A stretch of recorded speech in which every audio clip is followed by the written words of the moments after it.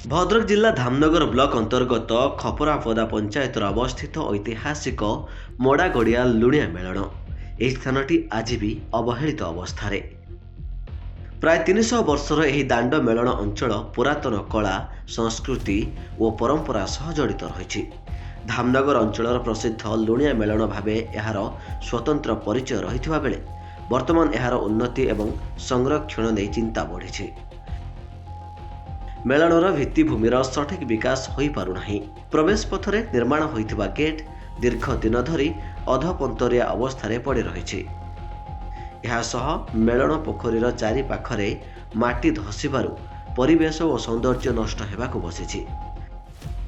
ସ୍ଥାନୀୟ ଲୋକଙ୍କ କହିବା ଅନୁସାରେ ସରକାରଙ୍କ ପକ୍ଷରୁ ପୂର୍ବରୁ କିମ୍ବା ବର୍ତ୍ତମାନ ଯେଉଁ ଅନୁଦାନ ମିଳୁଛି ତାହା ଏହି ଐତିହ୍ୟ ସମ୍ପନ୍ନ ସ୍ଥାନର ସାମଗ୍ରିକ ବିକାଶ ପାଇଁ ପର୍ଯ୍ୟାପ୍ତ ନୁହେଁ।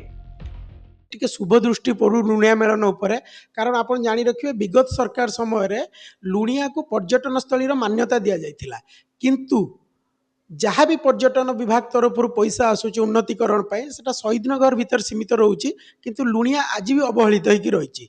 तेणु माननीय मंत्री को आम दृष्टि आकर्षण करने चाहूँ से लुणिया प्रति टिके शुभ दृष्टि दिंतु।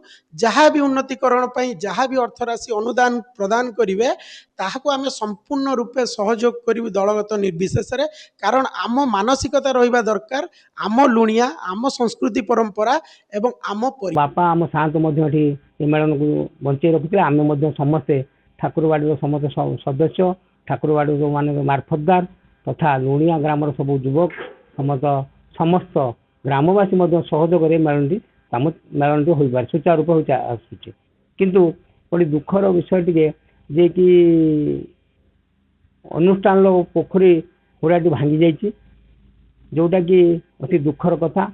मेलन गोटे बड़ आम गेट टे कर पूर्णांगीकरण हो पारनी पूर्वर जो मैंने राजनैतिक जो जहाँ जो मैंने थे किसी पैसा भी देती एवं आम शुणुचु पैसा आसी तथापि मु अनुरोध करुच्ची प्रशासन को से कभली लुणिया मेलन प्रति यत्नवान हेबे।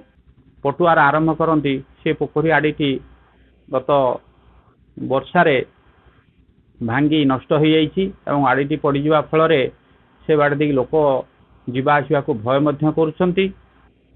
आमर आशा एवं आशंका मध्य रहीचु जे चलित वर्ष 2026-27 जो मेलन हेब किपरि हेब से द्वंद्व आमे माने अछु।